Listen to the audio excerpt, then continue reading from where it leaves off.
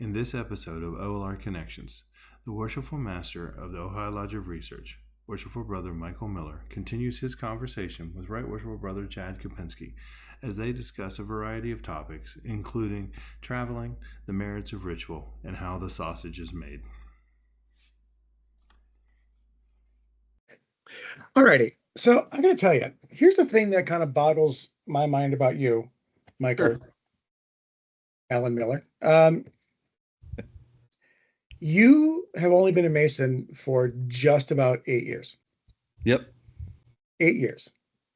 Yes. And besides being a member of Jefferson, you're also Scottish Rite, York Rite, Grand College of Rites, Shrine, AMD, Grottos, Knight Masons, Tall Cedars, Ohio Lodge of Research, you current regent of the RSS, what district officer there in the second district? What? How do you do all this? That's that entered apprentice degree, right? Your 24-inch gauge. One of the things that I got into while I was in college was the National Society for Leadership and Success. Okay. And that was one of the programs that really kind of helped you hammer out your calendar and kind of held you accountable for making sure that you get things done. I used to be a lot better at it than what I am now. I'm sure there's things that I'm forgetting to do because if it's not in my calendar, it doesn't happen at this point. Doesn't exist. Yep. It's one of those. I came through Lodge traditionally, gave back my work all long form, got thrown right into senior deacon, as many lodges do to their new candidates. And one of the things that I've always read before I joined, I did my homework before I asked to join, and it was number one way to watch your lodge die is to sit on the sidelines or not even come at all. And so I kind of grasped that concept pretty early on, in order to help things and to get something out of this, I have to be involved. And the hardest word in Masonry to learn for just about most people is no. And so when you do a good job, one thing leads to another. And then, hey, do you want to be a part of this? You want to join this? And there are several things that I joined that I'm more or less a dues paying member. But I also understand that it takes somebody paying dues to allow the guys that are doing the work to be able to continue to do the work. So, well, and as you and I have talked about, I mean, oftentimes the reward for good work is more work. So, which stinks, but is the honest to God truth. But like, do you have a family history of Masonry? Was there none that I knew of. I've stumbled upon a couple through Masonry. One being I'm gonna totally brain fart on his first name, but I was doing some ancestry lineage type stuff, and I found a book at the local library, history of, I think it was Wolfe County Lodge or Wolfe County, Kentucky. I'm sorry, and one of the guys there that I stumbled upon was on my dad's mom's side of the family. And it was ironic enough that, so the year that I was master, we were coming out of COVID. I had about 25 guys die that year from our lodge. Gosh. And, some of them were spread out all over the place. And one of them being in Kentucky, we reached out to a local lodge, which was a Beaver Lodge in Kentucky. And they did a Masonic funeral. So I ironically had made a connection there with a couple of brethren. And then I stumbled upon that and saw that this family member was potentially a member there. Well, come to find out, he was one of their charter members there in Beaver Lodge. So it was kind of ironic that, those connections had happened. That's hysterical. So what was it that prompted you to join? Was it just I grew up on more the east side of Middletown, and Jefferson Lodge is not too far. I used to pass it all the time going to my grandparents' house as a kid. Big, beautiful building. If you've never been there, definitely worth checking out at least once. But beautiful building, no windows, that mystery that's there. And then you always, the the documentaries on the History Channel, Discovery Channel, and you see the billboards, we take good men and make them better, and kind of always wanted to know a little bit more. Right. I was working down the jail in Middletown at one point, and there was another brother who worked down there. I saw his ring. I initially had asked him. He was suspended for non-payment of dues, but he was getting ready to. He said, "Oh, I'll sign back up, and I'll sign your petition for you if you're interested in joining." And at that point in time, I was getting ready to go through the police academy, and I was like, "Well, timing wouldn't be good right now." So I put it on hold. Right after I finished the academy, that particular brother, he had a heart attack and died. Oh gosh. So obviously masonry didn't happen right then for me.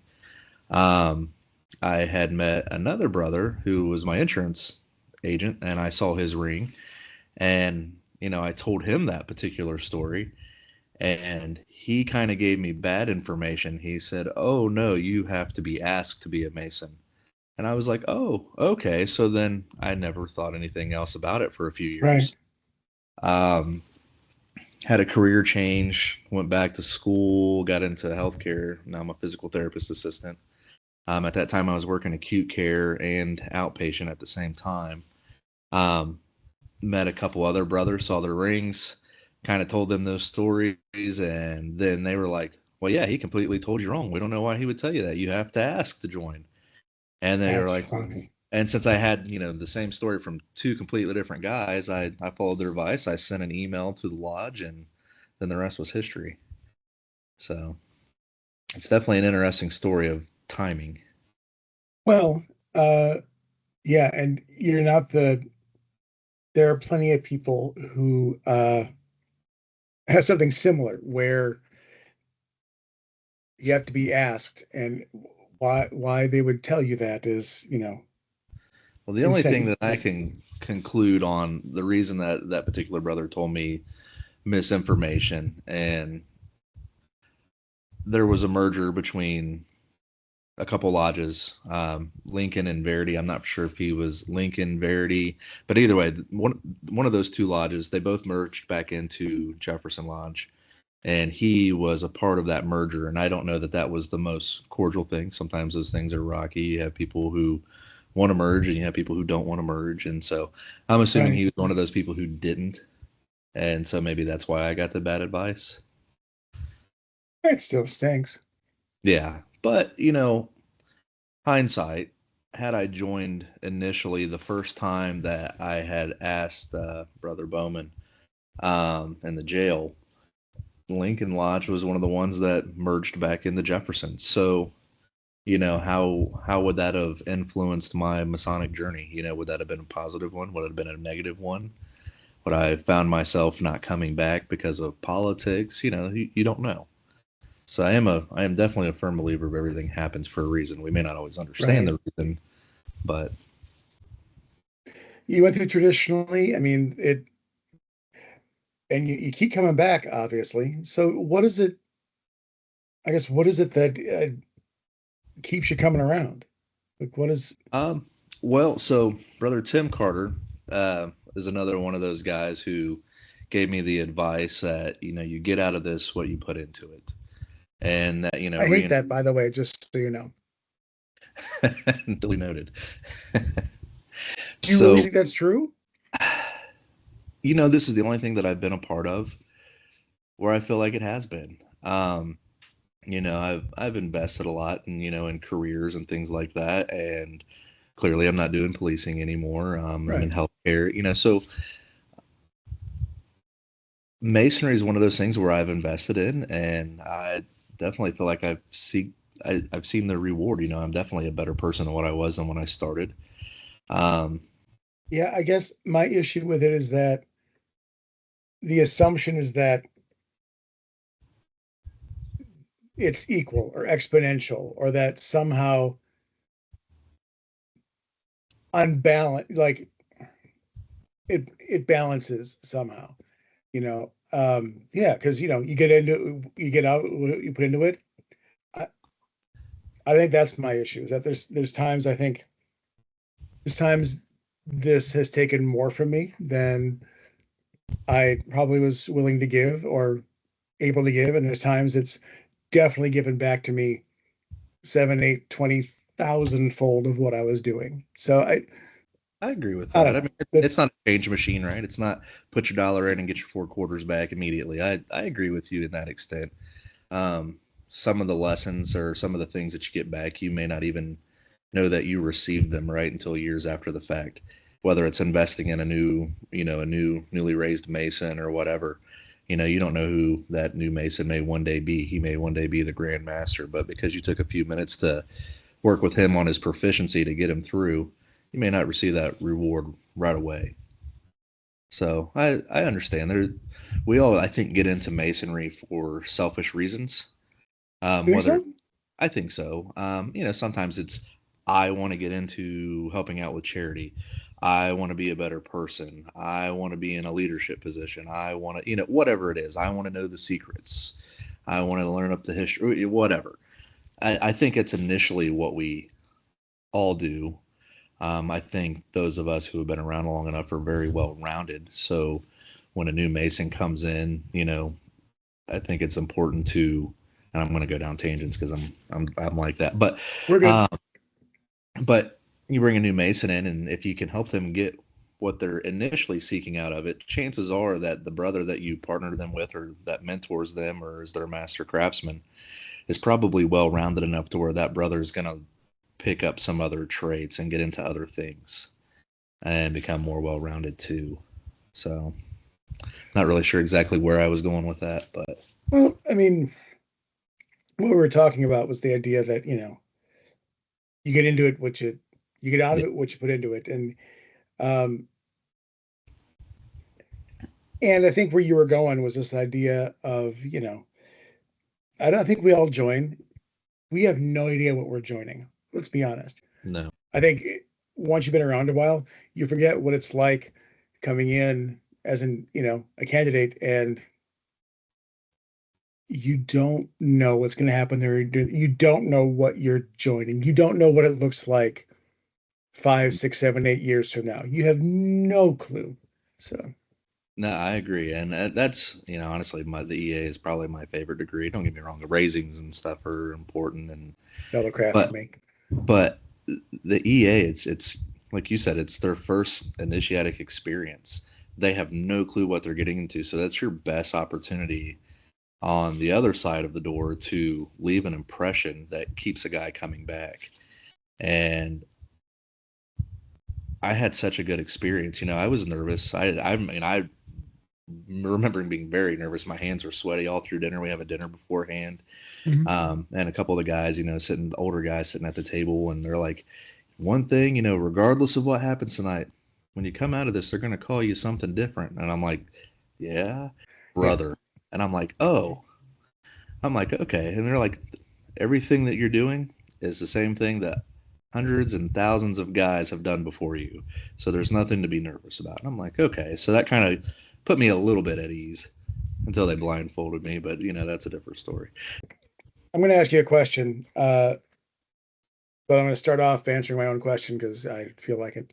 Um, the moment from my degree that changed everything for me, as silly as it sounds, there's that point where um, they say to you, like, okay, arise, follow your guide, and fear no danger. And for me, right, and I've told this story. You're there. They've they put you in different clothes, and in my lodge, they were shirtless, right? So great. Here I am with my body issues, and I'm shirtless. I'm blindfolded. I'm in a room where I can hear people breathing, but I have no idea who's there. I don't know what's going to happen. So, and I'm afraid, you have shades of gym class back in third grade, of, being, mocked and embarrassed and humiliated. Like, it's not going to happen, but still, like, then as soon as somebody said to me, like, arise, follow your guide, and fear no danger, for me, I'm like, wait a minute. That dude didn't say that of his own accord. somebody wrote that into the ritual. So that means that however long ago this ritual was written, somebody had this foresight to say, "God, like, dude, we got you. You're okay." And I know that sounds really stupid, but as soon as I heard that, I was able to relax. I think maybe not that specific point in the ritual, but I had came to lodge for like their open house. We have a New Year's Day like open house. So a lot of the guys that I met were also officers, which I didn't know at the time.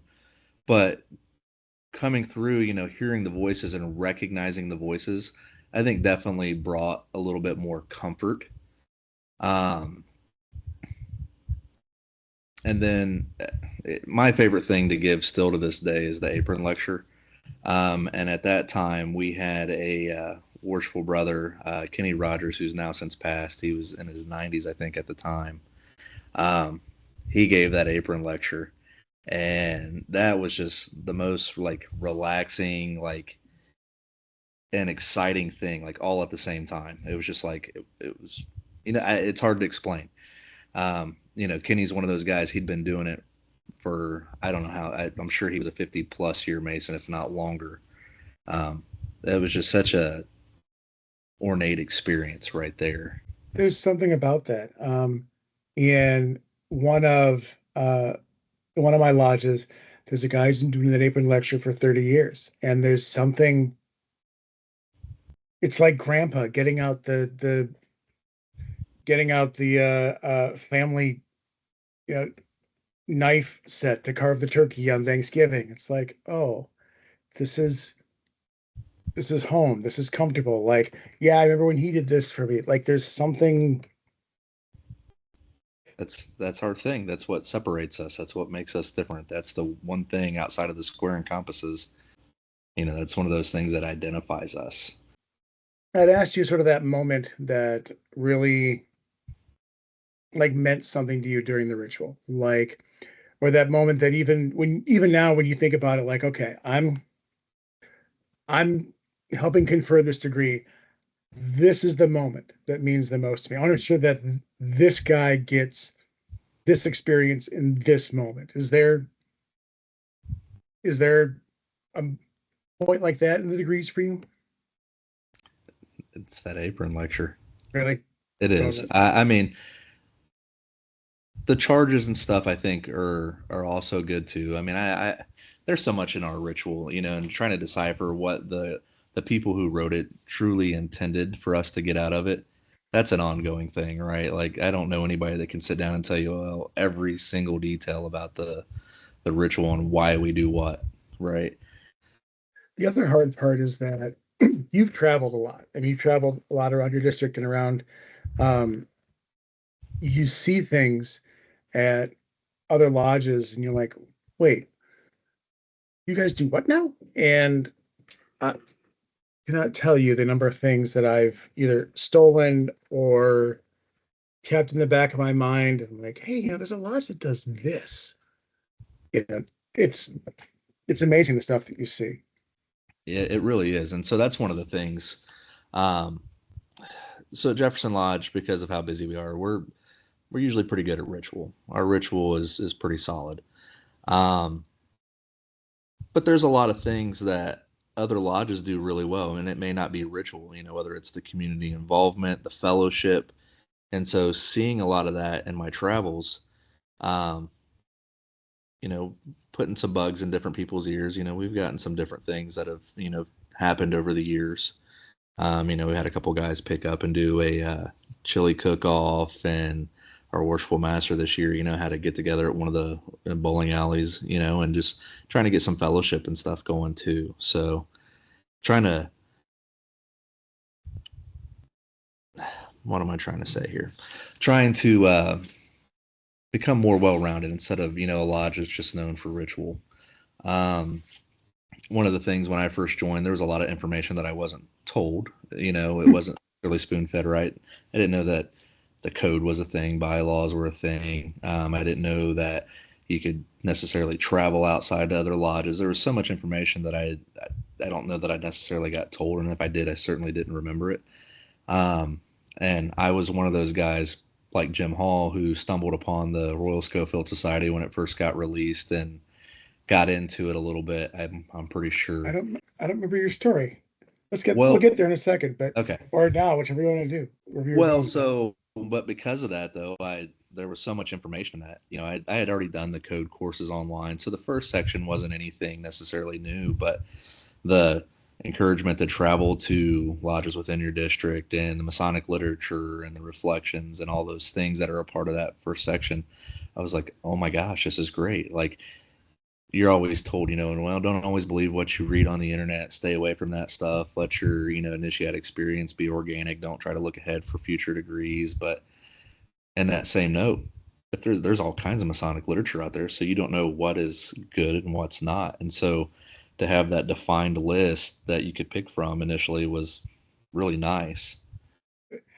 How did you stumble on it? Was it like Jim that you turned left when you should have turned right, or how did that happen? I just kind of clicked on it, and it was one of those that was there, and so I think I might have just went on ahead and paid for it, and then about a week or so later, I think our secretary read something about it at one of our stated meetings, and then I'd went to our DEO education thing in the second district, and they were presenting, talking about the Royal Schofield Society, and they're like, and then when one of our guys here is already, started his journey, and I'm like, and then they called me out, and I was kind of like, oh, I'm like, Yes, I am. was I not supposed to? Well, you were in the second class, if I remember. Yes, What was your masterpiece? the Beehive. I Now I remember that quite well because who was your mentor on that? I believe David was. I believe. I wouldn't swear to that, but I believe it was David. Dougherty? Yes. So I was on pace to potentially be in that first class. There was a little bit of miscommunication. I was told the cutoff was going to be, I think, September, I think was the plan, the original plan. And at that time, I was waiting on the guy that I was mentoring to return work, and we didn't come back from being dark until September. So Gotcha. I was like, well, I'll pump the brakes, and there's no rush in doing anything else if I'm going to have to wait. And in a way, I'm kind of glad that I did, even though it would have been absolutely awesome to be a part of that first class. Yeah. But because I pumped the brakes, I put a little bit more effort into my masterpiece for sure. And I definitely got a little bit more out of it. So again, things happen for a reason. So the travel with Schofield, that's what kind of got you out of your bubble, for lack of a better word. It was. So like, a lot of guys get into masonry and they think that masonry only happens at their lodge or their building. So that kind of challenged me to get out and travel a little bit more. And it was kind of funny because that's how I got to know David a little bit better, was traveling that, because it was one of those, we would go somewhere, bump into each other, and then someone from another lodge, whether it was even in Kentucky or elsewhere, they were like, well, hey, why don't you come check out our lodge? So we kind of use that as an excuse to go travel elsewhere. And every time I would go somewhere, I'd meet somebody new, and really kind of snowballed. It was kind of neat. And it was really neat too, because of that. Um, it was that first Grand Lodge after I started doing that traveling. Usually when you go to Grand Lodge, you may know one or two guys. It seems like the first time you go, but now it's like, we were talking about this at the past Grand Lodge in Dayton. It's funny. I'm sitting there taking tickets for lunches or counting, reservations or whatever it was that I was doing for check-in, and I knew more of the people in the line than I probably should have. But with how many years that I've been in masonry, right? It was I just really surreal moment. I mean, I was like, "Hey, how you doing?" Just about every single person that came through my line. I really just am nobody. Like and um, but it is weird when all of a sudden you're walking across, and it takes you half an hour to cross the room because people are saying to you, and then um, I'll be with guys from my district or guys from my lodge, And I just kind of hanging out there, and all of a sudden up comes this person and this person and this person, and they look at me like, who the hell are you? I'm like, nobody. Like, I go and I say hi to people, or I travel, or I'm nothing special. I just like to travel and go and talk to people. So I very much am the same way because even if you don't know anybody going somewhere, chances are you're going to know somebody by the time you leave. And Masonry is really nice in that aspect. I mean, I've been to Grand Strand Lodge in Myrtle Beach. We were on vacation. I'm like, honey, I'm never going to get a chance to go visit a lodge again. Do you care? One night, she's like, yeah, sure. She cut me some slack and, went over there and ended up actually meeting a brother from the Cincinnati area funny. who used to own the dueling pianos venues and stuff like that. So it was kind of cool to travel all the way to Myrtle Beach and meet somebody on from the same area, right? But Yeah, I don't know. I've met so many great guys from doing the traveling. I encourage everybody to get out, and I'm a big proponent of the Schofield just because it forces you to do so and get out of your comfort zone.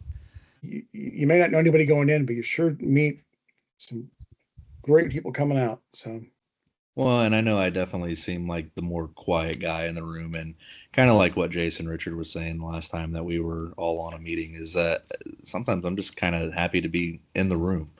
Um, you know, I just try to take in so much because there's so many of you guys who have been Masons significantly longer, and you know, that's how I learn. I watch and listen. I get that. I totally do. I mean, I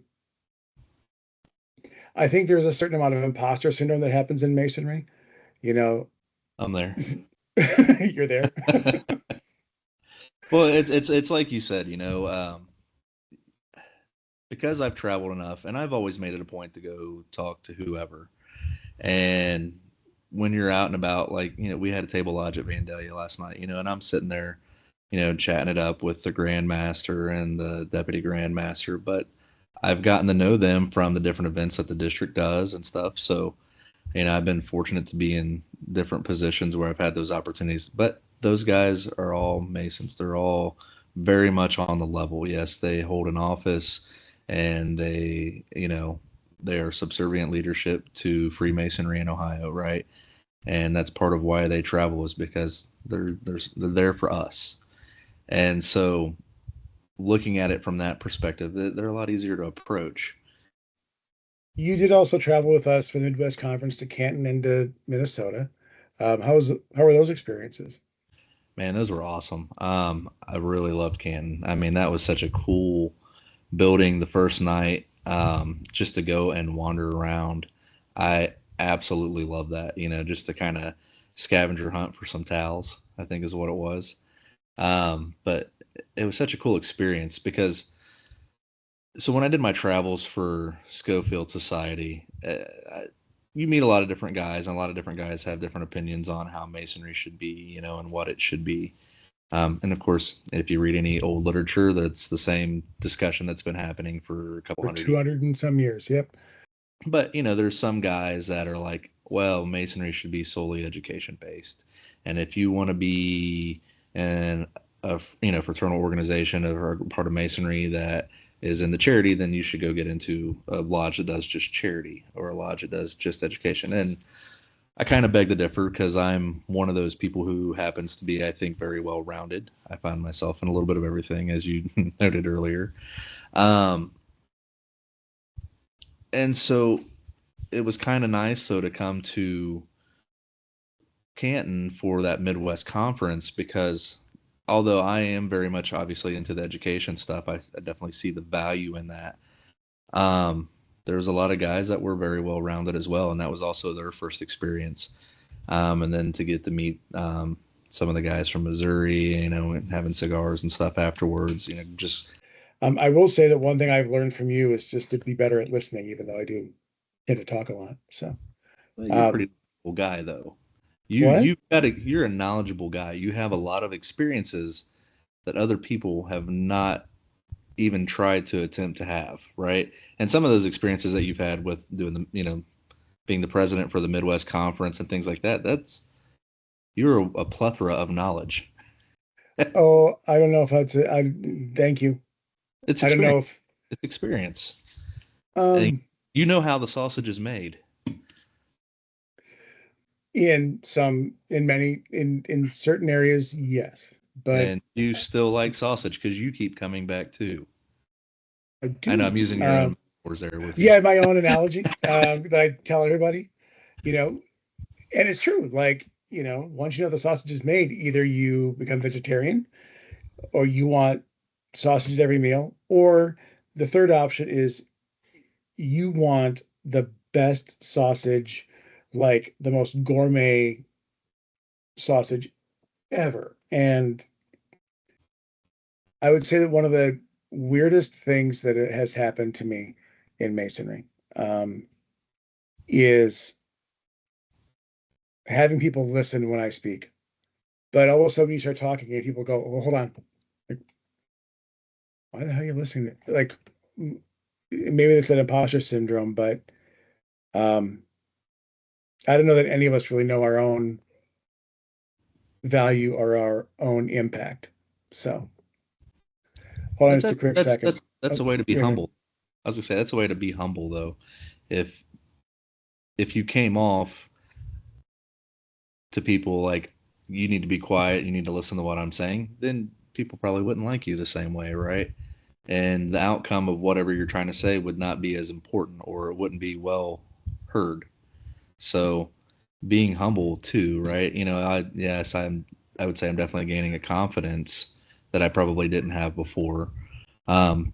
But I still have to stay humble though.